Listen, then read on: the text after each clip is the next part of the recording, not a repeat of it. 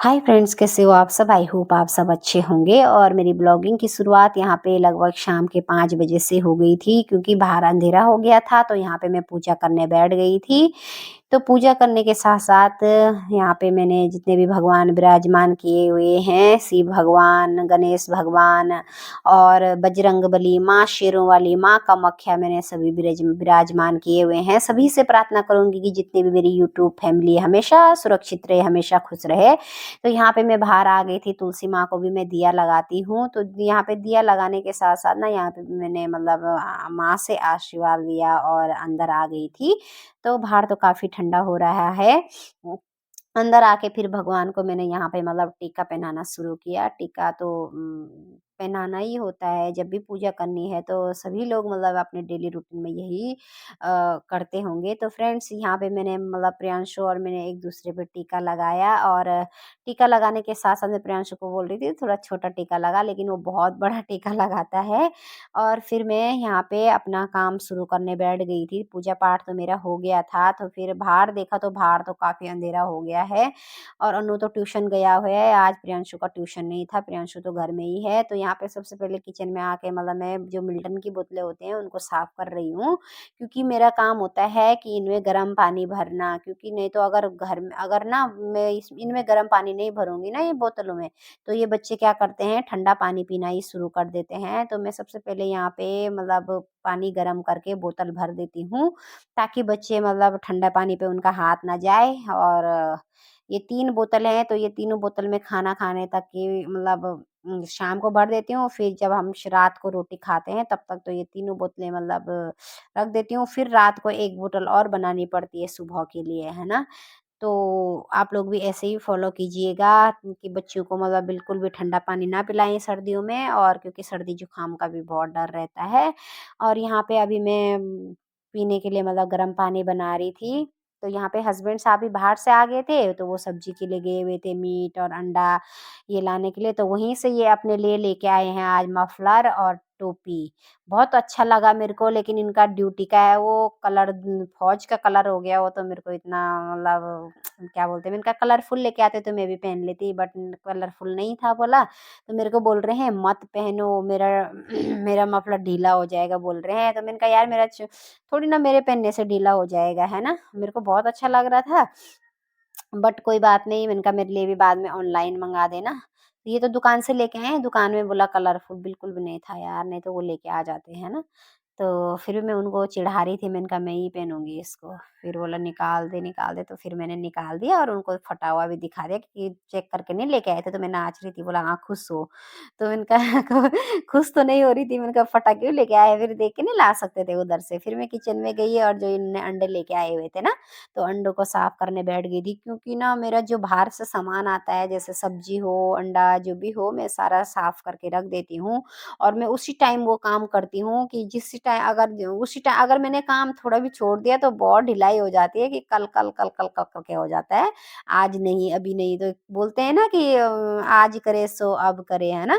तो जो काम जिस टाइम का हो उसी टाइम करना चाहिए, है ना? कल के भरोसे नहीं छोड़ना चाहिए। तो फटाफट मैंने उसी टाइम ये अंडा भी और चिकन भी साफ कर दिया। और फिर क्या होता है ना कि बाहर भी देख रही हूँ, क्योंकि मैं यहाँ पे फिर अनु का भी ट्यूशन का टाइम हो रहा था, तो हस्बैंड साहब को बोल रही थी आप जाओ ना लेने के लिए। बोला नहीं, मैं भी बाहर से आ रहा हूँ, मेरे को बोल रहे थे तू जा लेने के लिए। तो मैं उनसे फ़ोन छीन रही थी, क्योंकि इन लोगों ने पहले चाय पी ली थी, तो मैंने चाय नहीं पी थी। मैं यहाँ पे अपना गुड़ की चाय पी रही थी, और मैंने उनका फ़ोन निकाल दिया था। मैंने कहा थोड़ा सा जाओ ना अनु को लेके आओ। बोला नहीं, तू ही जा। बोला तू अंदर अंदर क्या कर रही है, थोड़ा तू भी बाहर हवा खा के आ बोला, है ना? क्योंकि वो स्कूटी में गए थे तो हवा बहुत लग जाता है।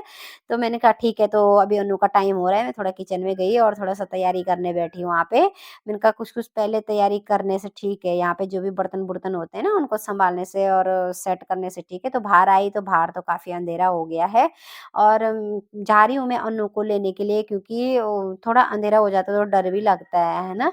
तो लेके आती हूँ उसको। आधे वैसे तो वो आ जाता है, आधे रास्ते तक आ जाता है, फिर फ़ोन करता है कि मम्मी यहाँ तक आ गया हूँ, आप आ जाओ।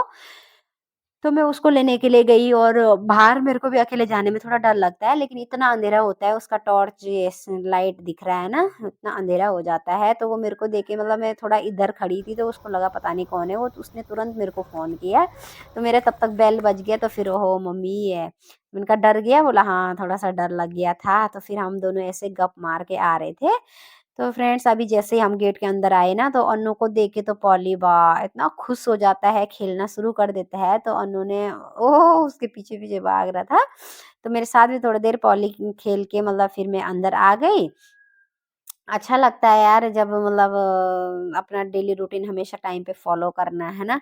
तो अभी प्रिया अन्नू को मैंने यहाँ पे वो ट्यूशन से आया क्योंकि ठंडा काफ़ी है, तो उसके लिए गर्म पानी का गिलास बनाया। और जैसे ही उसके रूम में आई मैंने कहा अभी इसको पढ़ाती हूँ लेकिन पढ़ाना कहाँ से, बोला हाथ में मतलब ठंड से ना, क्योंकि जो ये फ्रैक्चर हुआ था ना हाथ, तो दर्द दर्द हो रहा है। तो फिर थोड़ा सा यहाँ पे मालिश करने बैठी, तो मालिश करने से क्या होता है ना कि थोड़ा आराम मिलता है उसको। तो ये गाय घी है, गाय घी से मैं हल्क ज़्यादा नहीं लगाती हूँ, थोड़ा-थोड़ा, गाय घी बहुत गरम होता है, तो हल्का-सा गाय घी लेके इसका हाथ में मालिश कर दे रही हूँ, और आगे उँगलियों में मालिश करने नहीं देता है। बोलता है मेरे को अच्छा नहीं लगता है, जहाँ तक मतलब फ्रैक्चर हुआ था उसी वहीं तक मतलब थोड़ा-सा मालिश करने देता है। और अभी मैं इसको यहाँ पे संस्कृत का मतलब 1-2 लेसन ही बचे हुए हैं पूरा कंप्लीट करवाने के लिए, तो मैंने कहा यार अभी फटाफट हमको कंप्लीट करना है ना?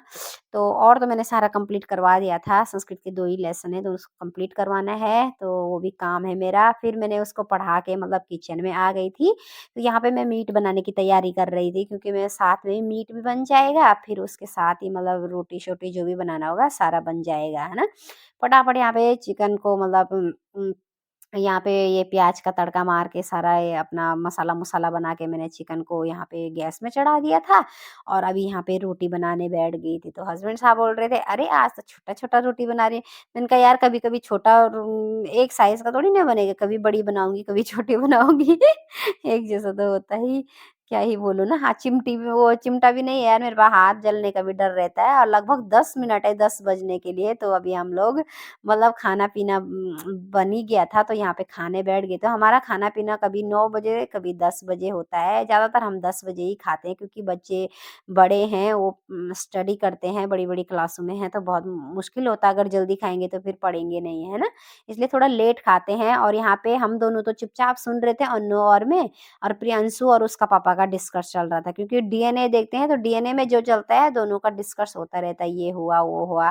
तो खाना-पीना खा के मैंने मतलब बर्तन धुलाने बैठ गई थी, जो खाना-पीना बचा हुआ था हस्बैंड साहब पॉली और ऑडी को दे के आ गए थे। तो मैं यहाँ पे सारे बर्तन साफ करके किचन साफ कर देती हूँ क्योंकि मेरे को सुबह के लिए बर्तन अगर जूठे पड़े मिले ना, तो मेरे को बिल्कुल भी अच्छा नहीं लगता है। तो मैं रोज़ रात को ही मतलब सारे काम फिनिश करके ही सोती हूँ, और सुबह जब उठती हूँ तो किचन एकदम चकाचक मिलता है, तो बहुत अच्छा लगता है। और क्या, क्योंकि ऐसे बिखरे पड़े रहने से ना बिल्कुल भी अच्छा नहीं लगता। मैं गैस को भी सब पूरा साफ-सूफ करके ही सोती हूँ।